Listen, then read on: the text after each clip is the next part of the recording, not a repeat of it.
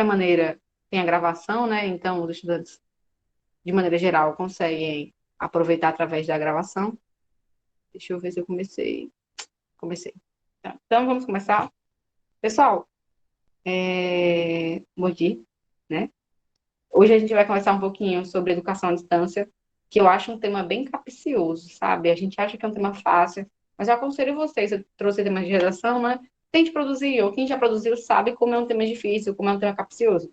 Até porque educação à distância não é necessariamente o que a gente vem vivendo, né? A gente vive no ensino remoto, mas educação à distância contempla todos esses aspectos de educação através das telecomunicações.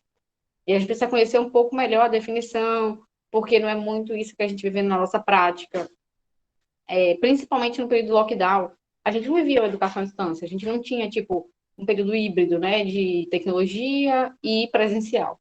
Era um ensino remoto, por questões superiores, né? E isso levou a gente, no Brasil, de maneira geral, a ver o EAD com maus olhos, que já era mal visto, sabe? E aí, a gente conhece pouco também sobre EAD, sobre opções de EAD. Eu vejo muito mais o público mais velho, Até assim. porque a gente foi ensinado errado que aquilo ali era EAD, tipo, eu não sei, eu não posso falar pra todo mundo, mas a professora ficava dizendo assim, EAD, EAD, EAD, EAD. Aí depois eu descobri que aquilo ali não era realmente EAD, é complicado. Com certeza, com certeza. Eu acho que esse é o maior ponto, Vitória. Até os professores desconheciam o que é o EAD, sabe? Aí, eu já convivi com alguns adultos que tinham essa necessidade Os meus de... ainda falam que é EAD. Oi? Os meus professores ainda falam que o que a gente vê é EAD. É Pô, péssimo. Demais, demais. E não só isso, mas assim, a gente vai ver agora que o EAD, ele vai tentar se adaptar a essas dificuldades que são inerentes, né, à tecnologia de maneira geral, às telecomunicações. Enquanto que o ensino remoto, ele tenta reproduzir o modelo tradicional dentro do sistema de internet, de maneira geral. E aí acaba complicando um pouquinho a nossa compreensão, porque o sistema tradicional, que já é um sistema falido, se coloca numa situação de ir para a internet, que para muitos estudantes também é uma dificuldade, não só pelo aporte, né, de internet, computador e tal, como também por questões de atenção, por questões familiares, questões estruturais, até questões sociopsicológicas. A gente se acostuma muito, por exemplo, eu estava até comentando isso um dia, só estou fazendo um balanço geral para a gente, antes de começar os textos motivadores. Eu estava até comentando outro dia que, por exemplo, eu associei muito meu celular a trabalho, e aí comecei a não usar celular. E eu tinha um tablet, tenho até, e ele era muito mais para estudo, e eu adoro estudar, sabe? Então, eu associei que o meu estudo barra lazer era com o tablet, e com o celular era trabalho. Eu odiava, chegava em casa, tava com o celular fora, não queria olhar para a cara dele. A mensagem sempre é difícil para mim como comunicação, porque eu passo o dia no trabalho, quando eu chego tem 300 mil mensagens, aí acabou. E aí eu acabo chegando em casa para descansar e trabalho. Então, para as crianças acontece essa associação psicológica ao contrário. Estudantes viam no celular, que era associado ao ambiente de casa, lazer, e chegaram, foram obrigados a ficarem durante o trabalho, a educação, no seu local de lazer, associado naturalmente com o lazer, e com os aparelhos de lazer. Então, assim, é muito difícil, sem uma educação sociopsicológica, e aí já vou trazendo para vocês algumas soluções. Educação sociopsicológica é a base, porque lazer, porque a nossa casa, porque os nossos instrumentos de lazer são associados no nosso cérebro com diversão. Então é difícil você cobrar um estudante, não fique mexendo em outras redes sociais. Sendo que aquilo ali, muitas vezes, é o efeito rebote. Sabe? É o nível de serotoninazinho dele. Tô estressado, deixa eu abrir uma rede social, rola, rola, rola, rola, me acalmei. Sabe? E aí, isso envolve tudo, envolve educação sociopsicológica, envolve educação dos professores, para entenderem que um EAD de qualidade, ele é um ensino híbrido, o professor deve transicionar atividades síncronas, atividades assíncronas, é, também associar, quem sabe, com qualquer coisa presencial, sabe? Tem que haver essa questão presencial para ser EAD, enquanto ainda é ensino remoto. O professor, cabe a ele entrar com outras estratégias de estudo, tá? Gamificação da educação, utilização de jogos, para tornar a estratégia de utilizar um celular, um aparelho como esse, em um mecanismo de contato. Tá? O WhatsApp, por exemplo, para vocês, é uma maneira de comunicação muito mais fácil, às vezes, do que o Classroom. Então, eu, como professora, não gostei, nunca gostei do Classroom. Eu acho que para vocês é uma. Não, é terrível. Oi? O Classroom é péssimo. É um inferno. O Classroom é horrível. É Sim, péssimo. demais. E não só isso, mas eu acho que ele tem um estilo que vocês não estão acostumados. Então, você pega um estudante, obriga ele a entrar no ensino remoto e ainda obriga ele a utilizar uma plataforma que ele desconhece. Então, às vezes, poxa, o WhatsApp é tão mais simples, sabe? Envia um link, envia um arquivo, envia um PDF. Você torna o ensino um pouco mais abrasivo para os estudantes. Então, tudo isso a gente vai acabar debatendo hoje. Mas lembrem que EAD, educação à distância, existem duas EAD, tá? Existe a educação à distância e existe o módulo de ensino EAD, tá? Na educação à distância, tudo isso envolve ensino remoto, envolve o próprio EAD, envolve questões de novos instrumentos de educação, como a gamificação, com os mapas mentais. Ou seja, educação à distância tem um bloco e o modo de ensino EAD é outra coisa, tá? Que é o ensino superior, que a gente chama de EAD. É outra questão, sabe? Do mesmo jeito que existe o ensino ABP, que também está dentro de EAD. Existe o ABP, a Educação Baseada em Problemas, que é o tipo da minha faculdade, por exemplo. E a gente vai ter o ensino tradicional, que dentro do contexto de EAD é chamado de ensino remoto. Ficou claro para vocês? Falei no chat depois. Então, vejam que existem esses aspectos. Bem, o menu da aula de hoje vai ser o tradicional, tá? Eu vou trazer para vocês alguns textos motivadores, que é o do tema de redação. Eu aconselho vocês fortemente a produzirem, tá? É uma das minhas apostas para esse ano. Após isso, área de conhecimento, tá? Muito importante você trazer algumas áreas de conhecimento sugeridas. E, por último, redação exemplo, tá? Trouxe uma redaçãozinha para a gente debater. Não é sempre porque ela é maravilhosa, mas muito mais porque o que a gente pode fazer, o que a gente não pode fazer, tá bom? Então, texto motivador um, vamos fazer a leitura. Sempre é bom, eu já falei isso para vocês, a gente olhar primeiro a fonte. Porque a gente vai saber se essa fonte é uma fonte mais imparcial, uma fonte mais parcial. Textos do governo quase sempre são bem complicados para aproveitar uma tese dele. A gente tem que encarar que é um texto que tem uma lateralidade para proteger a sua própria atuação. Enquanto que, normalmente, blogs, revistas, textos mais jornalísticos, eles vão tentar criticar. E aí eles trazem um pouco mais de informação argumentativa para a gente. Dá até para uma baseada, a gente se basear nele. Então, vamos lá. Atualmente, então, nossa fonte, desculpe. A fonte é o genera.com.br/blog. Quais são os maiores desafios da educação à distância no Brasil? Então, aí vai ser um texto discutível, né? Vai tentar discutir um pouco esse assunto. É um texto dissertativo, de qualquer maneira. E aí vamos fazer a leitura. Atualmente, a disseminação da educação à distância no Brasil tem se tornado uma realidade. Então, ó, como característica do texto dissertativo, a gente vai ter o tópico frasal, né? E depois frases dissertativas bem longas e tal, e ele coloca. Devido, por exemplo, a dificuldades encontradas pelos estudantes para realizar um curso presencial, essa alternativa proporciona facilidade e praticidade, mas também uma série de desafios. Então, a gente já percebe ali que ele vai trazendo para a gente algumas informações importantes. Tá? Normalmente, quem vai buscar pela EAD, o estudante padrão do EAD, isso pré-pandemia, e principalmente nesse exato momento agora, pós-vacinação, quando agora a gente está voltando para as nossas atividades habituais, o EAD ainda vai existir. E a gente precisa conhecer quem é esse público que necessita disso. Como ele falou, né? Normalmente é uma alternativa para quem precisa de facilidade e praticidade. Pronto. O segundo parágrafo coloca. Aqui. Para se fixar no mercado brasileiro, as instituições de ensino. Foi, meu amor. Eu estava numa aula recentemente Hum. na escola e estava falando sobre como começou meio que o EAD no Brasil, que tinha em 1800, alguma coisa assim, que E, era aula de carta. Podia citar isso? com certeza, eu vou trazer para vocês essas informações, mas corretíssimo, o EAD surgiu no Brasil já, porque assim, EAD seria, como eu falei, né? Ele é um módulo gigantesco. E ele faz se utilizar de qualquer tipo de telecomunicação, não é só o que a gente está acostumado a ver nessa pandemia. Mas também existiam em 1960 cursos técnicos, principalmente por telefone. Aí você fazia toda a parte técnica por telefone. e você, telefone aquele telefone fixo, né? E aí você só ia na parte prática, fazer a questão, né, no módulo prático. Mas com certeza, o EAD surge há um tempão, vou trazer isso para vocês. Mas esse é o foco. Qual é o estudo? Não é o EAD, não é para todo mundo. Porque o estudante precisa de facilidade e praticidade. Peguem essa informação. Isso que Vitória trouxe é muito importante. Eu vou trazer para vocês nas áreas de conhecimento sugeridas. Segundo ponto. Para se fixar no mercado brasileiro, as instituições de ensino devem oferecer ensino focado na qualidade.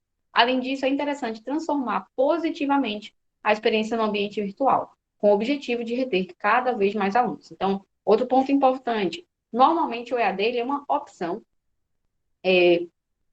financeira, tá? Então, assim, o EAD vai se adaptar ao estudante, tirando no contexto pandêmico. O EAD vai se adaptar ao estudante. Se eu tenho, porque, nossa, eu vi, Bianca, um curso de saúde EAD.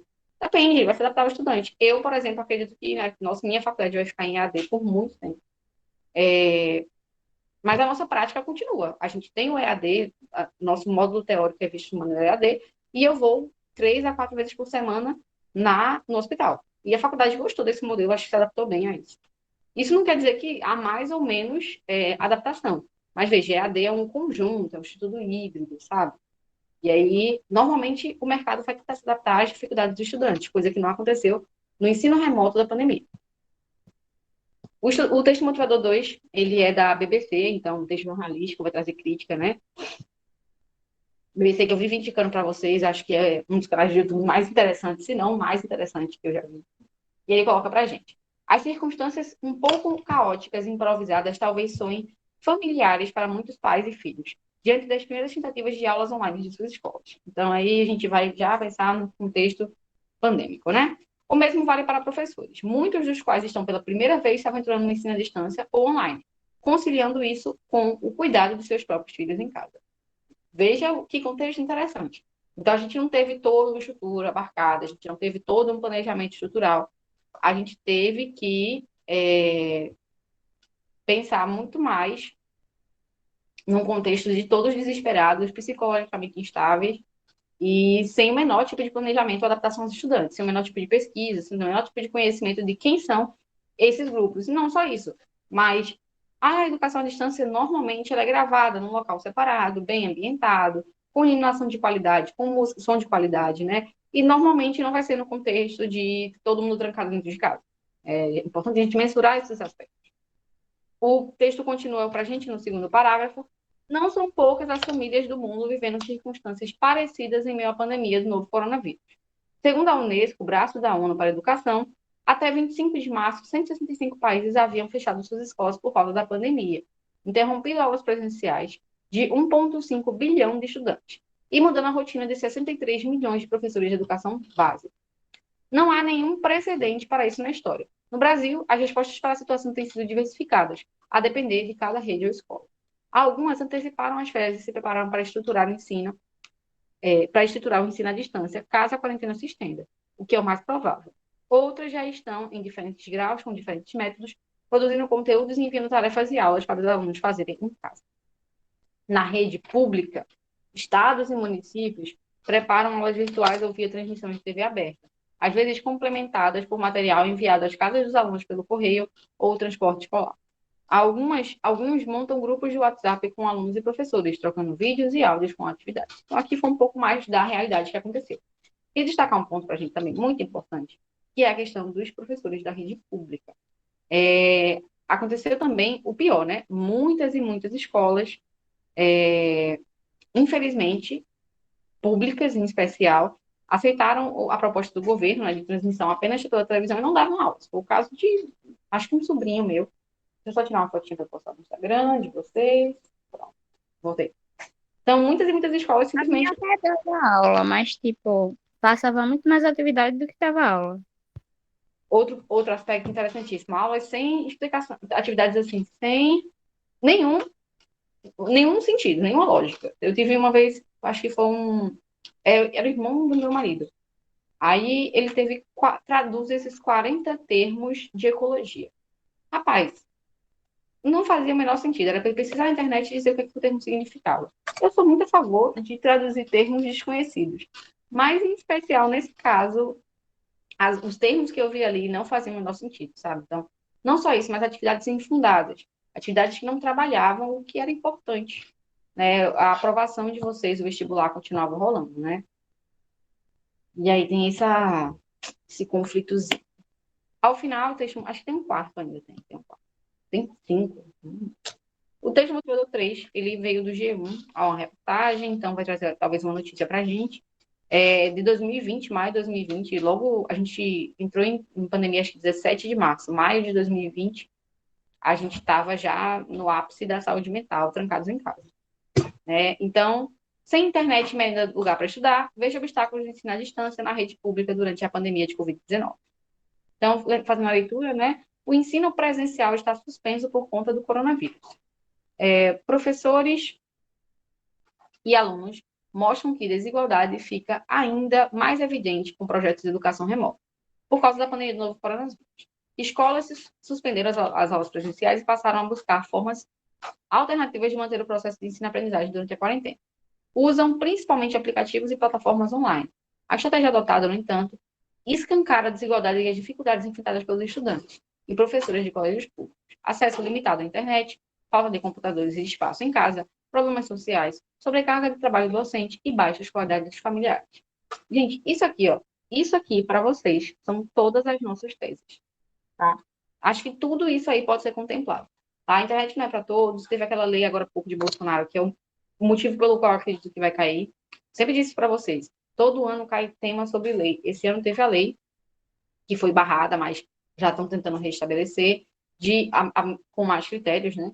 De acesso para a internet para estudantes de escola pública que não têm condições, né? E aí foi um projeto de lei bem polêmico, mas pelo que eu já vi, tentou se restabelecer, então acho que pode cair como tema de redação. A falta de computador, falta de espaço em casa, questão de portabilidade, quantidade de pessoas na família. Mas eu acho que o mais engraçado de todos e que virou meme é, de fato, a baixa escolaridade dos familiares. Eu me lembro, e não só a baixa escolaridade, mas a falta de preparo psicológico. Não sei se vocês já viram aquele memezinho do menino que fala: vai, meu filho, quantas saias de filó tem a barata? Aí ela: vamos lá, Pedro Henrique, quantas saias de filó tem a barata? 7 saias de filó. 7 saias de filó. O menino vai pra casa da mãe e fala: mas é mentira da barata. E, tipo, óbvio que ela não é que ela não entendeu. É questão de preparo sociopsicológico. A mãe tá trabalhando, a mãe tá arrumando a casa, a mãe tá tentando ser saudável, tá tentando educar os filhos. Fudida economicamente. E ainda vem a questão de ter que ensinar os seus filhos coisas que muitas vezes a mãe não tiveram preparo para isso. Tá?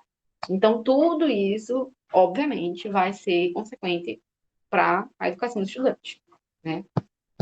Texto motivador 4, ele coloca aí para a gente um guiazinho do EAD, de fato.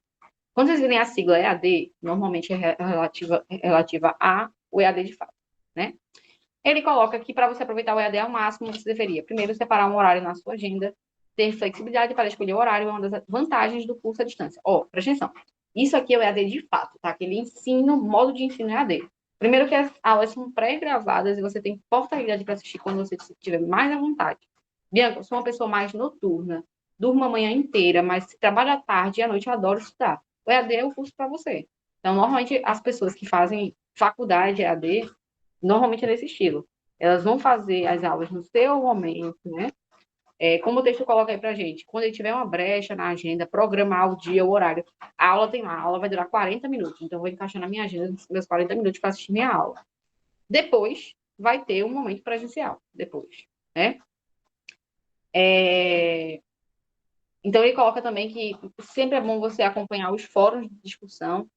Outra coisa que acho que vocês não tiveram como ter lá no EAD de vocês, mas é muito comum que seja assim, pessoal, o tema de hoje vai ser Revolução Industrial, tá? E aí, tá aqui a aula de Revolução Industrial e o site tem lá um fórum de discussão que a gente ganha uma pontuaçãozinha por postar o que a gente viu sobre a Revolução Industrial. Cada pessoa tem que postar uma coisa. Então, vai chegar uma hora que vai ter tantas informações ali que o próprio fórum é o assunto. Então, até aquele estudante que chega atrasado, vou ler só o fórum, ele já pega um conhecimento.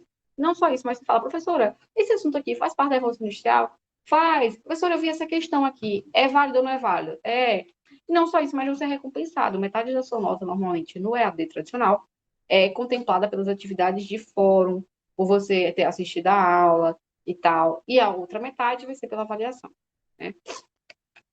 Tenha um diário. É sempre bom você conhecer o diário de estudos. Normalmente as plataformas de EAD, elas fazem todo o nosso diário de estudo. Tá? Então você vai ver, nesse semestre, você vai ter 4 matérias. Nessa matéria você vai ter. Nessa matéria aqui você vai ter tudo isso, nessa matéria tudo isso, nessa matéria tudo isso.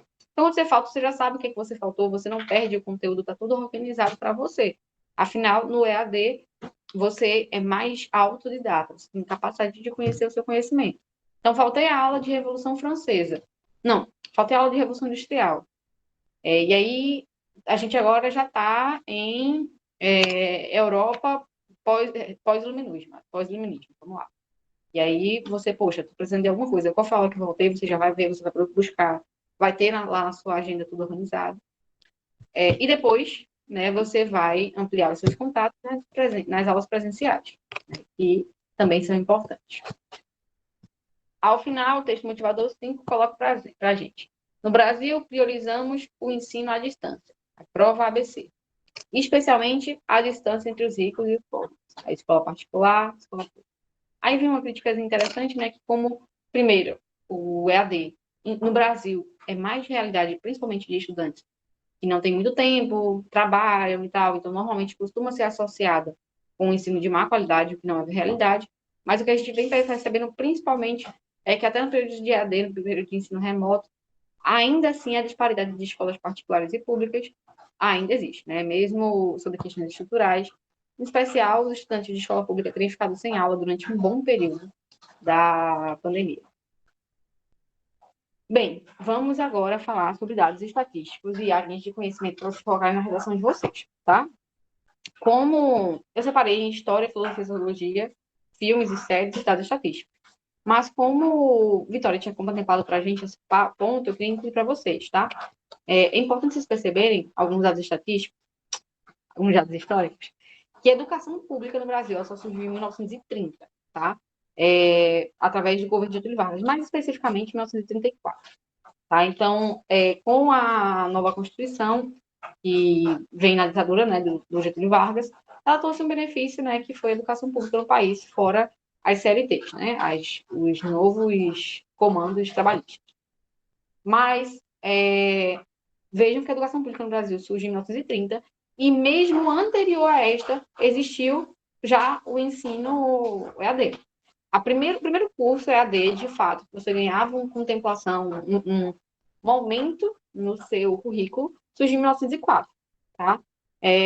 Existia uma ação lá do Jornal do Brasil que começou a oferecer cursos de datilografia por correspondência. Datilografia, não sei se vocês lembram, era naquela parte de contabilidade. Não existia computador, mas a galera já tinha que fazer seus Excelzinhos, seus Wordzinhos, digitar suas coisas. E aí tinha aquela máquina de datilografia e você aprendia não só como digitar, tá? Além de como digitar, coisa que a gente já faz hoje, nesse mesmo teclado aqui, o QWERTY, que a gente chama, né? QWRTY. Além do uso do teclado QWERTY, as pessoas também aprendiam sobre como manejar as diferentes folhas de papel. Tinha papel para fazer um Excel, como fazer uma tabela, tinha como apagar. E aí você tinha todo um processo de ensino. Mas datilografia era um curso por correspondência. Inclusive, era só uma opção, existia também o curso presencial. E aí eu me lembro que a minha avó fez curso de datilografia por correspondência. Ela trabalhava, fez o curso técnico, antigamente as pessoas terminavam o ginásio com um curso técnico, ela fez o curso técnico em economia, e aí eles ganhavam um curso natural de datilografia por correspondência. Então, vejam, a EAD antecede a educação pública no Brasil, tá? É um histórico muito antigo. E aí vem essa questão de educação à distância, tá? Lembrar que educação à distância é tudo que se faz na tentativa de telecomunicação, tá? Rádio, TV, internet, telefone. Vocês devem lembrar muito bem outro módulo de EAD que eu acho que fez parte da infância de vocês, eu não sei, era o Telecurso 2000. O Telecurso 2000, no qual eu aprendi muita coisa, eu adorava o Telecurso 2000, passava às 5 da manhã, se seja na Globo, e era um módulo de EAD, tá? E quem nunca aprendeu muito mais com a aula de história lá do Telecurso 2000 do que com a escola. Eu mesma, Eu não lembro de muito. assistir, não, mas eu lembro que tinha um desenho de uma menina e ela falava das coisas. Era uma menininha, ela ficava falando das coisas, não sei o quê. E aí acabava o desenho e ficava, meu Deus, eu não acredito que as salsichas são feitas desse jeito. Rapaz, ó, deixa eu ver se eu consigo mostrar para vocês. É porque eu sou velha, né? Eu também tô me comparando com vocês, já geração 2000. Geração 2000 é geração alfa. Mas isso aqui era Telecurso 2000, tá? Não sei se vocês conhecem. Isso aqui passava todo dia, de madrugada, passava das 5 às 6 horas da manhã. Então, como era costume antigamente, né? Não existia celular, não existia nada. Eu começava a me arrumar para ir para a escola e ligava a televisão, estava lá passando Telecurso 2000. E eu lembro-me, até hoje é feito aula de biologia, aula de saúde sexual, aula de história. Tem muita aula de história aqui que são perfeitas, assim. As aulas têm bonequinhos, puppets. E só que o que acontece? O Telecurso 2000 passava para quem quisesse assistir, mas isso não quer dizer que você era formado. Você ligava para o Telecurso 2000, pedia a apostila, fazia as atividades via apostila, ia uma vez presencial nos cantos que tinha Telecurso 2000 aqui, tinha um em Pernambuco. Se não tivesse em Pernambuco, você ia para Paraíba, você ia lá uma vez por mês. E você fazia as provas, fazia atividade prática. E isso era EAD. E isso é muito antigo, minha gente, mas era muito bom, vocês não têm noção. As aulas eram ótimas. E já era um tipo de EAD via televisão que passava na Globo, todo mundo tinha acesso, sabe? Outro ponto, em 1969 teve a primeira tentativa, né, do que se conhece hoje, com cursos superiores no país. Então também é um ponto que a galera fala, é muito novo, não é nada de novo, tá? A questão é que é para um público específico, para um público que não tem tempo, é para um público que está precisando da, justamente disso, né? De tempo, praticidade, facilidade. Dados estatísticos. E no INEP, o INEP, em 2020, declarou que de 2009 a 2019, ou seja, tira a pandemia, o EAD teve um salto de 378,9 matrículas de ingressantes. O INEP também declara em 2020 que esse aumento em 10 anos corresponde a 4,7 vezes, tá? E o MEC, em 2019, também coloca que 63,2, aí é interessante, tá? Do ensino superior completo foram nessa modalidade. Vejam que interessante. E não só isso, mas assim, tem a opção de EAD também para universidades públicas. E é um universo que pouca gente conhece, sabe? Tirando o EAD, ensino remoto, EAD mesmo. Área cultural, vou trazer alguns filmes para vocês importantes. Como vender drogas online, eu acho muito massa. Eu não sei se vocês já viram a série lá da Netflix. Não dá. Eu comecei, mas eu não consegui terminar, não. Ficava meio. Mas acho que Meu só o Deus. comecinho você já consegue, né? Você consegue ver que através da adequação correta, tá? De conhecer a metodologia de cada grupo, você consegue fazer tudo de maneira remota e com muito mais qualidade. Então, veja, eles não pegaram só, criaram um blog e pronto. Eles tiveram todo um processo de adaptação, de envio, de entrega, de coleta, de preparo. Então, tudo na internet só precisa de adaptação. Você não pode fingir que é a mesma coisa que presencial. Her também é um filme que vai trazer pra gente um filme incrível, né? Do Joaquin Phoenix também, aquele cara que fez o Coringa, mas ele fez Her, e é um filme É maravilhoso. aquele que tem o sistema operacional, que a voz parece que é a Scarlett E Johansson. a voz maravilhosa da Scarlett, exatamente. E nesse filme também fica um pouco evidente, né, que a gente consegue ver que existe sim a capacidade de você, de qualquer maneira, vincular-se emocionalmente e ter emoções. O problema do Her é porque eu achei muito, fala muito mais sobre uma inteligência emocional, artificial. Mas eu acho que deixa muito claro para a gente que, através também da correta adaptação, você consegue ter vínculos dentro da internet, de maneira geral, não é nada falso, dentro do falso, né? Está acostumado a pensar que é tudo falso, que é tudo mentira e tal. Mas, ao mesmo tempo, a gente consegue também ver em Her como existe facilidade, né, para dependência emocional e tal. Filme Sociedade dos Poetas Mortos, aí vocês já conhecem, né? Filme classicão de redação. Vai trazer para a gente como, com a correta adequação do professor, com a correta identificação de qual é o modo de ensino mais adaptável para aquela turma, como cativar os estudantes de uma maneira correta, você consegue aplicar qualquer tipo de conhecimento, sabe? Então, ficam esses 3 filmes aí para vocês. E, ao final, eu vou fazer essa leitura aqui dessa redação, exemplo, para a gente avaliar, tá bom? Então, introdução Durante décadas, o ensino presencial tem sido o mesmo. O aluno chega à escola, senta e assiste às várias horas de aula, muitas vezes sem ter qualquer tipo de participação ativa. Veja que chocante. Chocante. O cara já entrou com os pés na porta. No entanto, a modalidade de ensino à distância vem mudando essa realidade e se tornando cada vez mais popular, chegando a ter mais de 9 milhões de matriculados, como notificado pelo Portal de Notícias R7. Portanto, o EAD mostra-se de vital importância, já que democratiza o acesso à educação por meio de horários mais flexíveis e preços mais acessíveis. Ó, não é uma redação maravilhosa, tá? A redação só tem uma tese. Esse dado do R7 aqui, a gente sabe que qualquer dado estatístico tem que ter a fonte que produziu a pesquisa e não a fonte que divulgou. Tem que ter o ano também da pesquisa. A gente viu uma fonte bem diferente, com dados diferentes aqui. Mas, o que eu acho mais massa, eu queria mostrar essa redação para vocês, é essa introdução. Eu acho que é uma introdução impactante. Consegue falar de maneira formal, que muitas vezes é o grande X da questão do EAD. E aí agora eu falo muito mais, gente, no local de estudante de um ensino ativo, tá? A FPS, a faculdade que eu estudo, ela sempre teve um ensino ativo, que é diferente, tá, do ensino tradicional que a gente chama de ensino passivo. No ensino passivo, o estudante não tem participação alguma no processo de educação, tá? Da minha faculdade é mais ou menos assim. A professora fala pra gente assim no fórum, tá? Existe um fórum. Gente, ó, o assunto de vocês vai ser hipertensão, tá? Vocês vão ter tais objetivos: definição, epidemiologia, como é a patologia da doença, medicações, diagnóstico. É isso aqui, tá? Vai todo mundo para cá. Na verdade, todo mundo em casa estuda. E sempre foi assim. A gente ia presencial, e agora a gente vai ficar online para sempre, vai ficar online. A gente vai presencial, se reúne todo mundo na sala do Meet, o professor fica bem caladinho, calado, quietinho aqui na dele, e a gente começa a falar, tá? Então, objetivo 1, definição. Olha, eu vi isso, isso, isso. Olha, eu vi isso, isso, isso. A fonte é tal, a fonte é tal. E aí o professor, a única coisa que ele faz é, olha, faltou falar sobre isso. Bora, alguém fala. Então, ele é um mediador do conhecimento. Muitas vezes o professor fala, rapaz, eu conheci outra coisa. É assim o tratamento agora? É, professor, eu vim tal fonte. A gente abre o computador na hora, verifica, realmente, esse é o novo tratamento. Então, no EAD e em outras formas de ensino ativo, que não seja o método tradicional, eu sentado esperando o professor vomitar o conhecimento em mim, o estudante tem uma total participação, é um estudante autônomo do seu conhecimento, sabe? Não estudou, vai ficar calado a tutoria inteira, no máximo você vai aprender com os outros estudantes falando assim, mas o déficit do estudante não ter estudado é só para ele.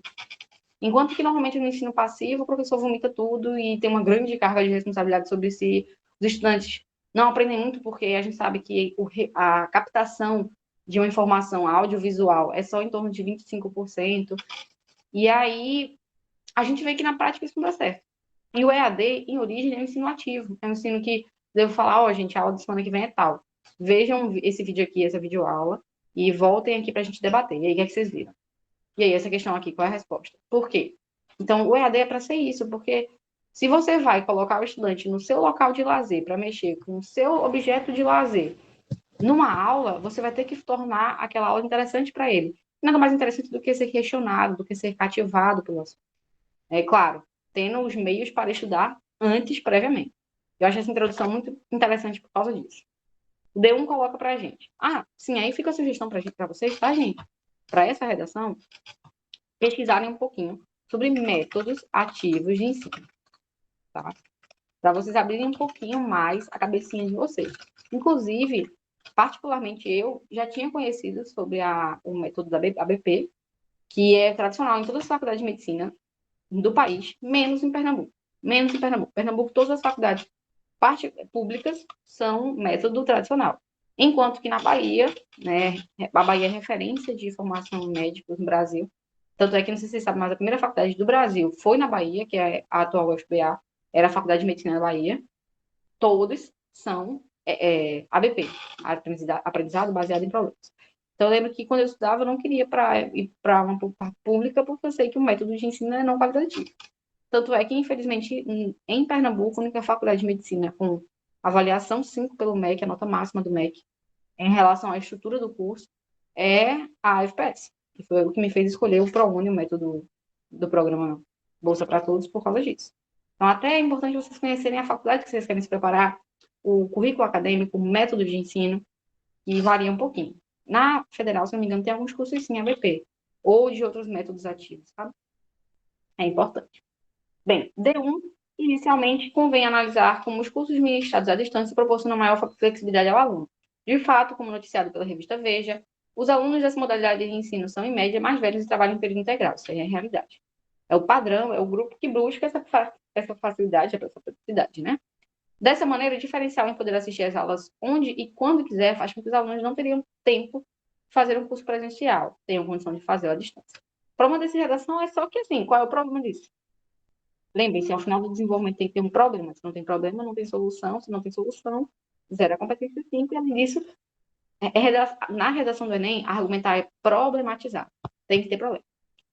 D2 coloca, ademais, outro fator EAD chamativo, são os preços mais acessíveis. Como exemplo, a mesma reportagem da revista Veja, então, basei sua redação todinha na reportagem, e lembrando que reportagem não é área de conhecimento, você pode colocar uma notícia e tal, mas ela não é uma área de conhecimento em si, tem que ter a fonte e o ano daquilo. Então, veja, mostra que cursos presenciais são, em média, 3 vezes mais caros do que os cursos ministrados virtualmente. Por isso, o ensino à distância pode ser uma poderosa arma para popularizar o acesso à educação para as chamadas mais pobres. Maravilhoso, mas não tem problema. Se não tem problema, a solução não vai se basear no argumento. Lembra que a competência 5 coloca para a gente que a nossa solução deve ser baseada no nosso ponto de vista definido. Conclusão. Fica claro, portanto, como o EAD é benéfico para a sociedade e deve ser estimulado. Então, cabe ao Ministério da Educação e ao Ministério da Economia, nosso agente, proporem benefícios fiscais para empresas que ofereçam essa modalidade de ensino. A nossa ação, por meio de um projeto de lei, né, a fim de... Faltou só detalhamento. Não colocou 2 soluções, obviamente, porque não tinha nem nenhum problema, não encontrar uma segunda, né? E aí, se a gente for avaliar essa redação, a competência 1 eu já corrigi para vocês, tá? Mas a competência 2, as áreas de conhecimento, eu não pontuaria, deixaria só 20 pontinhos de recompensa, mas a estrutura que está sendo colocada não está adequada. A argumentação daria só 20 pontinhos também, mas assim, achei a tese mal adequada. Obviamente, eu não teria problema sobre o que ela escolheu, e não tem problema ao final do argumento. A competência 4 está interessante, tá? Embora o argumento não se estende muito, né? E não só isso, mas a conclusão e a introdução são bem maiores do que o argumento, que mostra que o estudante não sabia muito bem como estruturar sua redação e o que argumentar, não se adequando ao texto dissertativo argumentativo. Então, acho que eu daria aí 160. Embora coloque conectivo sempre, né? Mas tem a questão da estrutura. Ao final, a competência 5 tem 4 elementos. Contudo, eu tiraria 20 pontinhos pela falha do argumento, por não ter 2 soluções, ficando aí 780. Pronto, é isto. Vocês têm alguma dúvida, gente? Entenderam a aulinha de hoje? Ficou legal? Alguma coisa a falar? Nadinha? Então tá, beleza. Vou encerrar a aula por aqui. E agradecer sempre a presença de todos, tá? Essa aula vai ser upada no YouTube, caso você queira reassistir, fique à vontade. E vai ser repetida no domingo, das 9 às 10. Sábado, 10, 9 às 10. Desculpe. E aí, coisa, se vocês quiserem reassistir, tentem produzir sobre o tema, né? Eu coloquei lá o tema de redação para vocês assistirem. E aí fica mais prático. Bom? Beijão, vou encerrar ela por aqui. Tenha uma ótima tarde e uma semana muito produtiva, viu? Façam questão, produzam redação que tá chegando, tá acabando. Bom? Tchau, tchau. Tchau.